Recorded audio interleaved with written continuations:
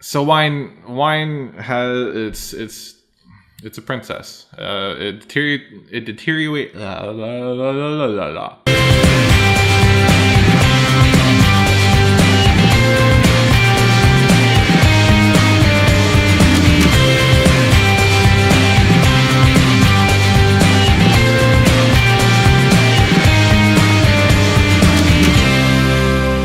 Welcome back to Rewind with bschwitty, because the power is yours.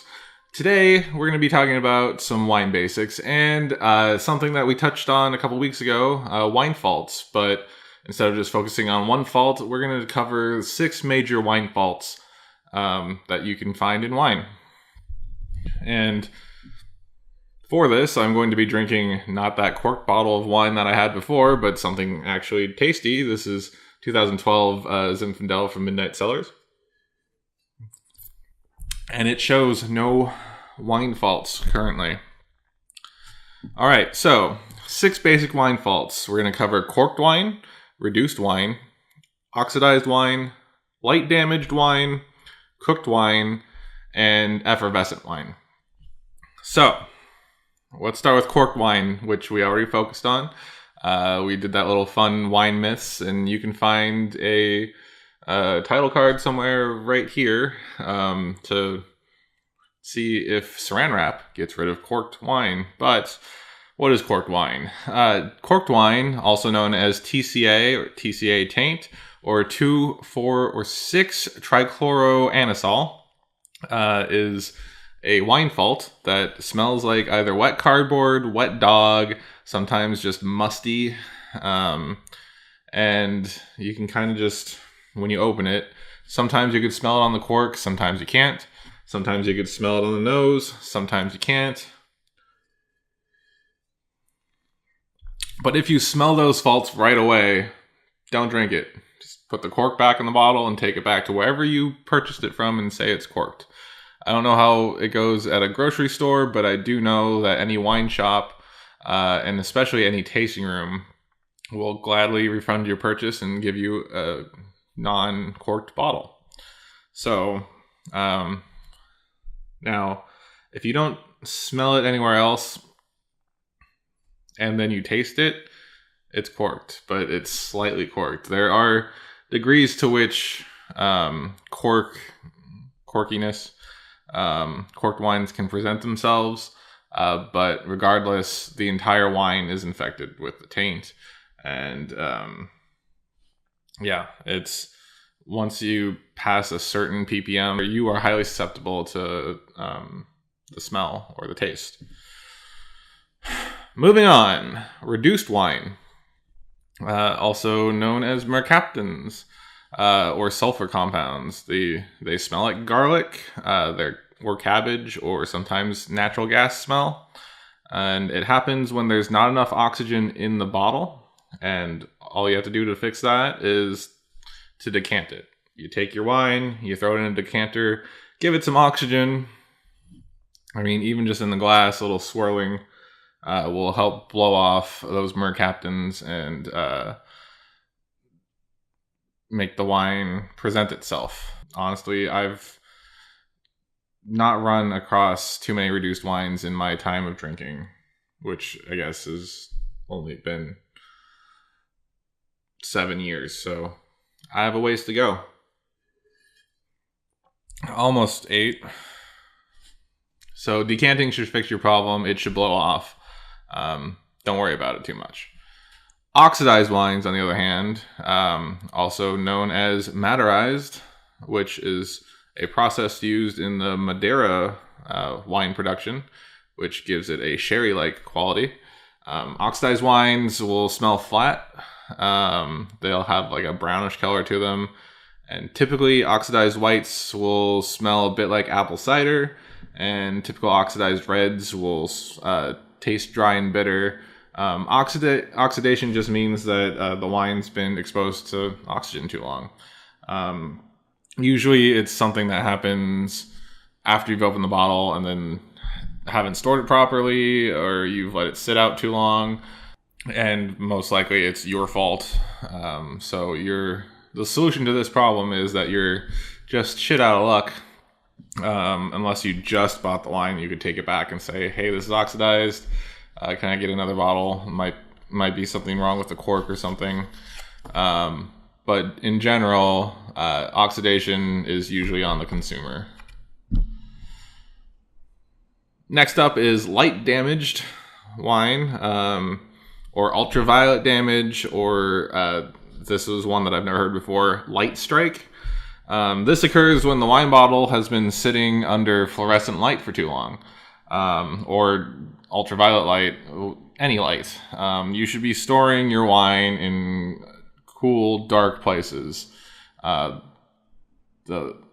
mountain of wine behind me is still in its boxes, so there's no light being put on the wine. So yeah, store your wine in a dark space devoid of light. I mean, I'm sure this is getting a little light pollution. It's not too bad, but the solution to this problem is don't buy or avoid shelf-aged bottles. So if that $5 bottle of Chardonnay at the grocery store looks like it's been sitting out under those fluorescent lights for too long, you might want to skip it. Moving on, cooked wine. The cooked wine's a colloquialism. It's heat damage, also matterized, just like the oxidized wine.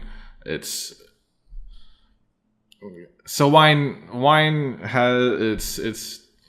a princess.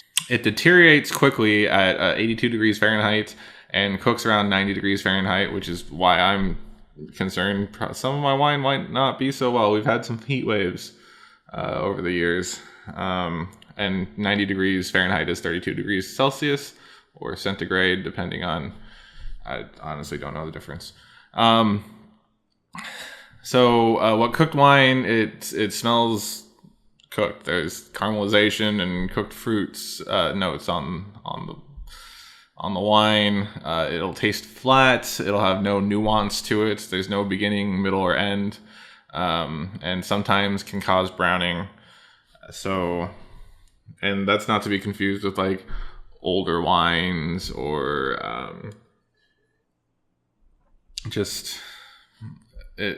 cooked means it's bleh. There's nothing fun about it. You can tell that your wine has been cooked in bottle. Solution to this though is to store your wine in a cool temperatured area, and don't leave your wine in your car's trunk for too long. That's definitely sometimes a problem, especially when you're out tasting and it's hot outside. You got to be careful. Finally, the sixth fault we're going to talk about is effervescence. And now this isn't effervescence like in a sparkling wine, because that's supposed to be there. Effervescence in a still wine is technically a fault. Spritz and bubbles is another term that they have for it. And it's in all still wine, all non-sparkling wine. If there's like a fizz or a bubbliness to it, it means that they went through a second or even third fermentation while in bottle, which results in the fizziness. And then this could also leave behind some haze, either due to yeast or protein particles left over from whatever fermentation process went on while in bottle. Solution to that is, it's just a fault. It might be bottle variation. So maybe you could take it back and say, hey, this is kind of fizzy. Was it supposed to do that? Otherwise,